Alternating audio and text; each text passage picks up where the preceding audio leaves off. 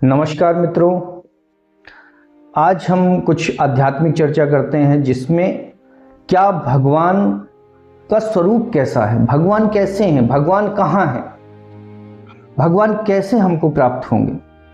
तो देखिए, सारी फिलॉसफी जितनी ऑल ओवर वर्ल्ड में है वो लगभग सब एक ही है। जिस प्रकार से सारी नदियां समुद्र में जाकर मिल जाती हैं, उसी प्रकार से सारे जितने भी धर्म हैं उस परमात्मा में जाके समाहित हो जाते हैं। तो वह परमात्मा कैसा है? श्रीमद् भगवद गीता में भगवान दूसरे अध्याय में कह रहे हैं कि अद्राह्योऽयम् अक्लेदोऽयम् असुस्त एवच स्थाणुर अचलोऽयम् सनातनः अव्यक्तोऽयम् अचिंत्योऽयम् अविकार्योऽयम् उच्यते तस्मादेवं वृत्तित्वेन नानुशोचितुम् अर्हसि। भगवान कहते हैं कि मैं बुद्धि का विषय नहीं हूं। नैनम छिद्यन्ति शस्त्राणि, मुझे काटा नहीं जा सकता। नैनम दहति पावका, मुझे जलाया नहीं जा सकता। तो भगवान क्या कहते हैं? मुझे काटा नहीं जा सकता, मुझे जलाया नहीं जा सकता, मुझे किसी भी प्रकार से मुझ में कोई विकार उत्पन्न नहीं कर सकता। मैं बुद्धि का विषय नहीं, मैं सोच का विषय नहीं, मैं मन का विषय नहीं, मैं वाणी का विषय नहीं। यहाँ तक कि तृण से ब्रह्मलोक तक जो सब कुछ दिखाई देने वाला है इन आंखों के द्वारा सूक्ष्म है, और जो भी पदार्थ है वो उसमें से मैं कुछ भी नहीं हूं, मतलब उसमें मैं नहीं हूं। हालांकि भगवान कहते हैं कि कारण स्वरूप मैं ही हूं, मेरे कारण ये सब कुछ है। यानी सारी चीजों का जो स्रोत है वो मैं हूं, सबका स्रोत मैं हूं, लेकिन वो मुझ में नहीं है। तो भगवान की रहनी जो है वो बहुत ही विलक्षण है।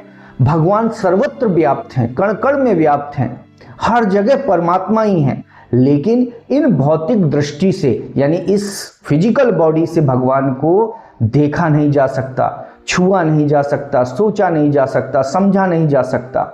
अगर आप ध्यान से देखें तो भगवान कृष्ण पहले भी थे, आज भी हैं और आगे भी भगवान कृष्ण ही रहेंगे। कृष्ण परम तत्व हैं, सर्वत्र हैं, समान रूप से विराजमान हैं, हर जगह हैं, कण कण में व्याप्त हैं।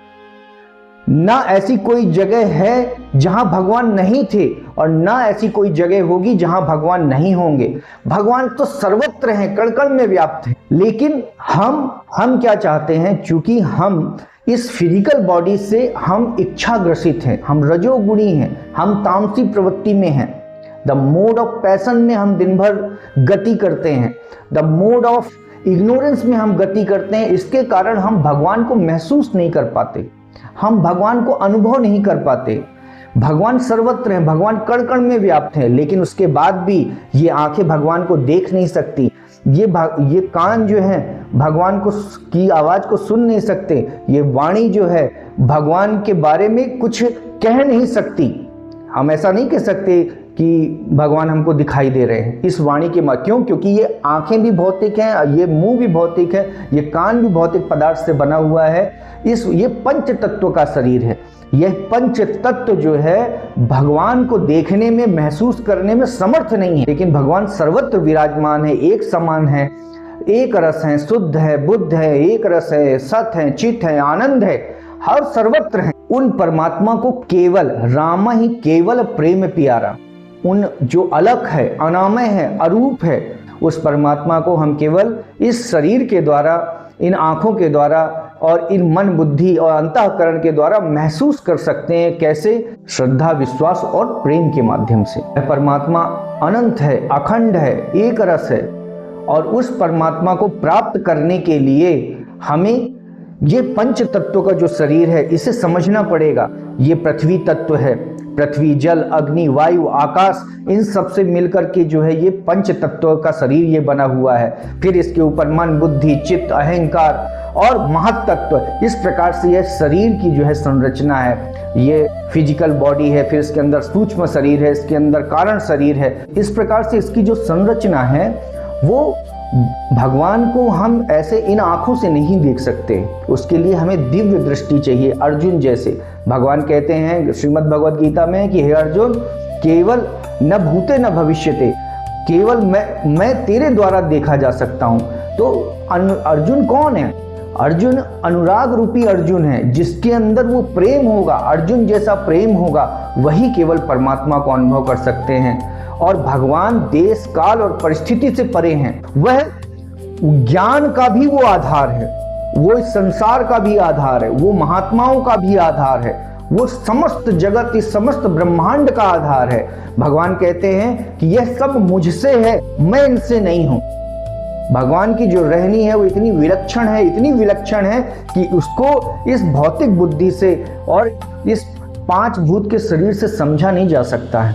हाँ, लेकिन इसका जो मार्ग है हमारे साधु संतों, हमारे जो विचारक हैं, हमारे जो आचार्य हैं, उनके द्वारा बताया गया है कि श्रद्धा, प्रेम और विश्वास से भगवान को महसूस किया जा सकता है, भगवान को अनुभव किया जा सकता है और भगवान की कृपा प्राप्त कर सकते हैं। लेकिन उसके लिए श्रद्धा, प्रेम और विश्वास चाहिए। तो इसलिए सुबह शाम जितना संभव हो सके भगवान का भजन करिए। उसको भी आप मानते हो, उसको ध्यान में रख करके 5 मिनट सुबह शाम कम से कम जो है परमात्मा को आधार बना करके और ध्यान करिए, मेडिटेट करिए। इससे आपको इस 5 भौतिक शरीर में होने वाले सारे प्रकार के जो विकार है उनसे भी मुक्ति मिलेगी, कहीं ना कहीं उनसे भी आपको सुरक्षा मिलेगी।